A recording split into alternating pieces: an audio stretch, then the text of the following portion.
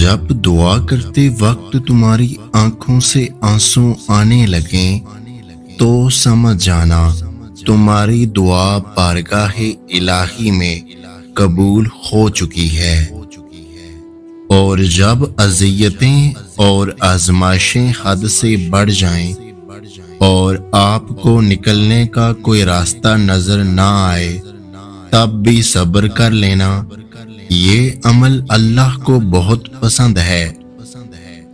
نماز کی پہلی رکعت میں دل جتنا بھی تکلیف میں ہو، آخری رکعت تک سکون مل ہی جاتا ہے۔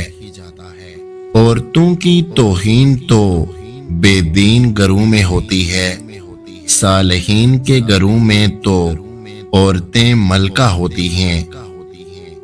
یہ جو دلوں کے رشتے ہوتے ہیں نا، یہ جتنے مضبوط ہوتے ہیں اتنے ہی نازک بھی ہوتے ہیں، انہیں کبھی بڑی سے بڑی بات ہلا نہیں سکتی اور کبھی ایک چھوٹی سی بات توڑ دیتی ہے۔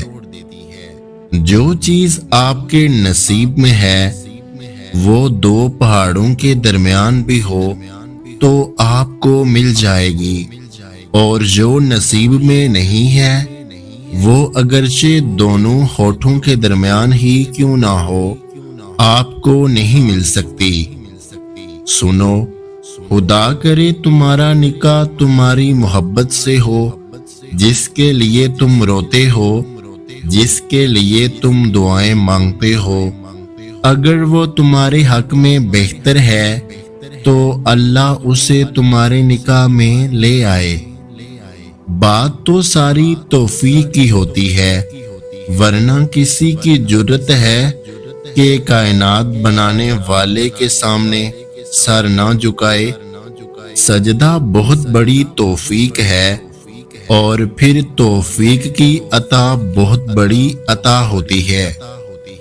جب تمہیں تکلیف ہو اور دل افسردہ ہو تو دل میں رو لو، مگر زبان سے وہی الفاظ نکالو جو اللہ تمہاری زبان سے سننا چاہتا ہو۔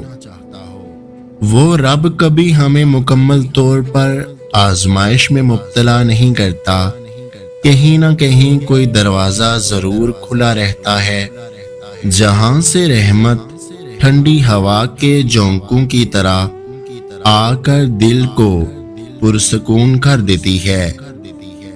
تم جو دیتے ہو تم نہیں دیتے، تمہیں تو دینے کی توفیق بھی دینے والا دیتا ہے۔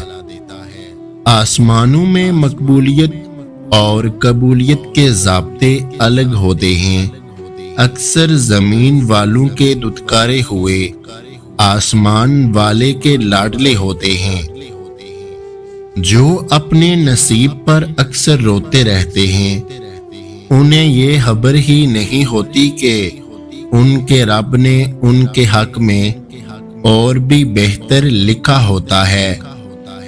اس کائنات میں صرف اللہ کی رحمت ایسی ہے جہاں کچھ مانگنے کے لیے جیب میں کوئی نیکی نہ ہو تو بھی آپ ہاتھ پر آنسو رکھ کر جو چاہے وہ لے جائیں۔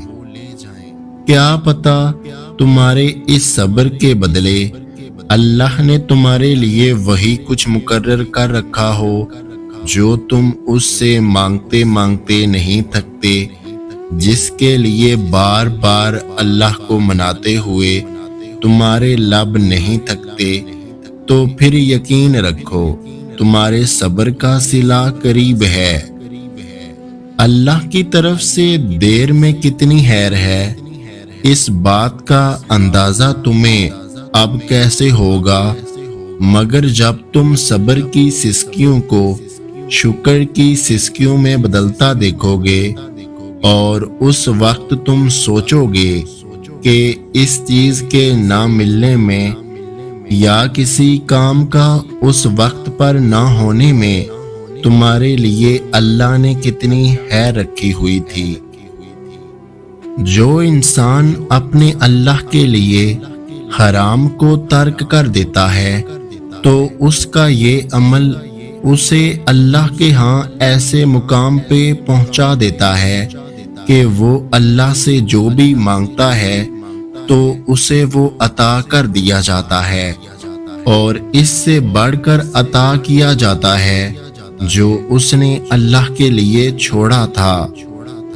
ٹوٹا دل اللہ ہی سے جڑ جائے تو بہتر ہے، کیونکہ اگر وہی دل دنیا کی طرف خود کو چین دینے کے لیے چلا گیا تو اس بات سے نا آشنا رہے گا کہ ہم انسانوں کا وجود اللہ کے بغیر کتنا خالی ہے۔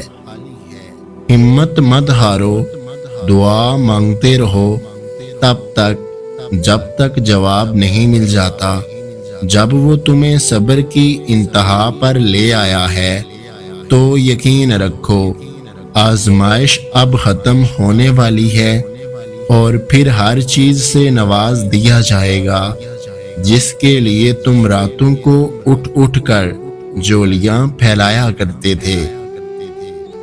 دیکھو، اگر اللہ ہنساتا ہے تو ہنستے جاؤ، رلاتا ہے تو روتے جاؤ، چیزیں دیتا ہے تو قبول کرتے جاؤ، اور واپس لیتا ہے تو راضی ہو جاؤ۔ بڑی سے بڑی اور آسان فقیری یہ ہے کہ ہمیں اللہ کا ہر فیصلہ منظور ہو۔ اللہ کو بہت پسند ہے جب تم دنیا سے نہیں اس سے مانگتے ہو، جب تم اپنی بے بسی کا رونا کائنات کے سامنے نہیں بلکہ اس کے سامنے روتے ہو، جب تم سب ختم ہونے کے بعد بھی اس یقین کے ساتھ دعا کرتے ہو کہ اس کے سوا کوئی تمہیں کچھ نہیں دے سکتا۔ حضرت یونس علیہ السلام کو مچھلی کے پیٹ میں سمندر کے گپت اندھیرے میں بھی یہ امید تھی کہ ان کا رب ان کو بچا لے گا۔ انہوں نے اللہ سے دعا کی اور اللہ نے ان کی دعا قبول فرما لی تھی۔ ان کی آزمائش کے سامنے آپ کی آزمائش تو کچھ بھی نہیں ہے، تو پھر آپ مایوس کیوں ہو؟ جن کے دلوں میں کھوٹ ہو، جو حد سے بڑے ہوئے ہوں، انہیں عبادتیں سکون نہیں دیتی، انہیں عبادتیں مطمئن نہیں کرتی۔ اللہ کا ذکر کھوٹے دلوں پر نہیں اترتا۔ جب اللہ کہتا ہے مشکل کے ساتھ آسانی بھی ہے تو یقین رکھیں ایسا ہی ہے، کیونکہ اس کی کہی ہوئی بات کے ذرے ذرے میں اس کی کوئی حکمت چھپی ہوئی ہے۔ جو اللہ جانتا ہے وہ آپ نہیں جان سکتے۔ زندگی میں کوئی ایسا غم ضرور ہونا چاہیے جو آپ کو بار بار کھینچ کر آپ کے رب کے سامنے لا کھڑا کر دے، ایسی تکلیف جس کا مرہم صرف رب کے پاس ہو، ایسا درد جس پر رب صرف یاد آئے، کبھی فوراً سے تو کبھی کچھ وقت کے بعد۔ مگر انسان جس نعمت کی قدر نہیں کرتا وہ اس نعمت کو آخر کار کھو دیتا ہے۔ انسان جس نعمت کو اللہ کے ناپسندیدہ کاموں میں لگاتا ہے وہ نعمت پھر اس کے پاس باقی نہیں رہتی۔ اس ویڈیو کو لائک، شیئر اور میرے یوٹیوب چینل کو سبسکرائب کرنا مت بھولیے گا۔ اپنا اور اپنے چاہنے والوں کا بہت سارا خیال رکھیں، مجھے دعاؤں میں یاد رکھیں۔ ویڈیو دیکھنے کا بہت بہت شکریہ۔ اللہ حافظ۔